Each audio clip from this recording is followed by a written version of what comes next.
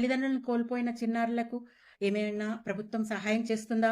ఎలాంటి లబ్ధి పొందుతున్నారు అని చూసినట్లయితే 2025 ఆగస్టు 24న బాలల హక్కుల సంఘం రైట్ టు ఇన్ఫర్మేషన్ యాక్ట్‌ను ప్రశ్నించింది లెటర్ ద్వారా. ఎంతమంది చిన్నారులు తల్లిదండ్రులను కోల్పోయారు? ఎంతమంది చిన్నారులు పీఎం కేర్ స్కీమ్ లబ్ధి పొందుతున్నారు? ఎంతమందికి లబ్ధి దొరకడం లేదు?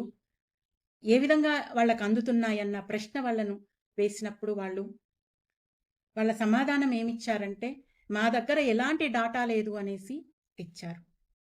ఇది 8 సెప్టెంబర్ 2005న బాలల హక్కుల సంఘానికి చేరింది ఆ సమాధానం.